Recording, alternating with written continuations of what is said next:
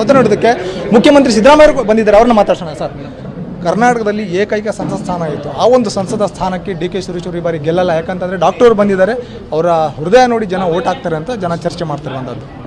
ಏನು ಹೃದಯ ನೋಡಿ ಓಟ್ ಹಾಕ್ತಾರೆ? ಒಳ್ಳೆಯ ವ್ಯಕ್ತಿ, ಭಾಳಷ್ಟು ಸಂಯಮದಿಂದ ಇದ್ದಾರೆ. ಅವ್ರಿಗೆ ಹಾಕಲ್ವಾ? ಮಂಜುನಾಥ್ ಅವರು ಸರ್ಕಾರಿ ಕೆಲಸದಲ್ಲಿದ್ದವರು ಅಲ್ಲ, ರಿಟೈರ್ಡ್ ಆದಮೇಲೆ ಅವರು ರಾಜಕಾರಣಕ್ಕೆ ಬಂದಿದ್ದಾರೆ. ಪಾಪ ಇವರು 2 ಸಾರಿ ಲೋಕಸಭಾ ಸದಸ್ಯರಾಗಿ, 3 ಸಾರಿ ಲೋಕಸಭಾ ಸದಸ್ಯರಾಗಿ ಭಾಳಷ್ಟು ಕೆಲಸ ಮಾಡಿದ್ದಾರೆ ಕ್ಷೇತ್ರದಲ್ಲಿ. ಜೊತೆಗೆ ಭಾಳ ಕ್ರಿಯಾಶೀಲವಾದಂಥ ಲೋಕಸಭಾ ಸದಸ್ಯ.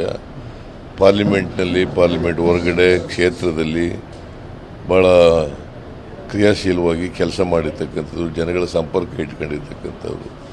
ಅದರಿಂದ BJPಯವರು ಯಾರನ್ನೇ ಕ್ಯಾಂಡಿಡೇಟ್ ಹಾಕಿದ್ರು ಕೂಡ ಅನ್ಕಂಟ್ರೋಲ್ಡ್ ಬ್ಲಡ್ ಶುಗರ್ ಇಂದ ಕಣ್ಣು, ಕಿಡ್ನಿ, ಹಾರ್ಟ್, ನರಮಂಡಲಕ್ಕೂ ಅಪಾಯ.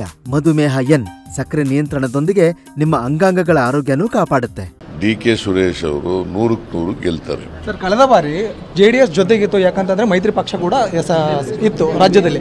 ಹೀಗಾಗಿ JDS ಪಕ್ಷಗಳೆಲ್ಲವೂ ಕೂಡ ಈಗ BJPಗೆ ಹೋಗ್ತವೆ. ಹಾಗಾಗಿ ಎಲ್ಲ ಒಂದು ಕಡೆ ಬಹಳಷ್ಟು ಟಫ್ ಸಿಚುವೇಶನ್ ಇದೆ ಅನ್ನುವಂಥ. ನೋಡಿ, ಯಾರು ಏನೇ ಹೇಳಿದ್ರು ಕೂಡ BJPಯವರು JDSನವರು ಹೊಂದಾಣಿಕೆ ಮಾಡ್ಕೊಂಡಿದ್ರು ಕೂಡ ಇಬ್ಬರು ಲಾಗರ್ ಏಡ್ಸ್ನಲ್ಲಿದ್ದವರು. ಅವರೊಂದು ತೀರ, ಇವರೊಂದು ತೀರದಲ್ಲಿದ್ದವರು. ಈಗ ಎದುರ್ಕೊಂಡು ಒಟ್ಟಾಗ್ಬಿಟ್ಟಿದ್ದಾರೆ. ಅವರು ಕಾಂಗ್ರೆಸ್ಗೆ ಎದುರ್ಕೊಂಡು ಒಟ್ಟಾಗ್ಬಿಟ್ಟಿದ್ದಾರೆ. ಸೊ ಈ ರಾಜ್ಯದ ಜನ ಕಾಂಗ್ರೆಸ್ ಸರ್ಕಾರದ ಅನೇಕ ಬಡವರ ಪರವಾದಂಥ ಕಾರ್ಯಕ್ರಮಗಳನ್ನು ಮೆಚ್ಕೊಂಡಿದ್ದಾರೆ. ಹಾಗಾಗಿ ಕಾಂಗ್ರೆಸ್ಗೆ ಆಶೀರ್ವಾದವನ್ನು ಮಾಡ್ತಾರೆ. ಪ್ರಧಾನಿ ಮೋದಿ ಅವರ ಒಂದು ಮಾತು ಇದೆಯಲ್ಲ ಸರ್, ಅಬ್ಕಿ ಬಾರ್ 400 ಪಾರ್, ಈ ಬಾರಿ 400 ಖಚಿತ ಅನ್ನುವಂಥ ಮಾತು. ಇದ್ರ ಬಗ್ಗೆ ಯಾವ ಥರ ಮಾತು ಹೇಳೋದಕ್ಕೆ ಏನಂತೆ?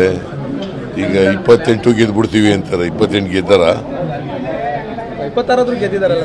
ಕಳೆದ ಬಾರಿ 26 ಗೆದ್ದಿದ್ದಾರೆ. ಕಳೆದ ಬಾರಿ ಬೇರೆ ಸನ್ನಿವೇಶ ಇತ್ತು, ಈ ಬಾರಿ ಬೇರೆ ಸನ್ನಿವೇಶ.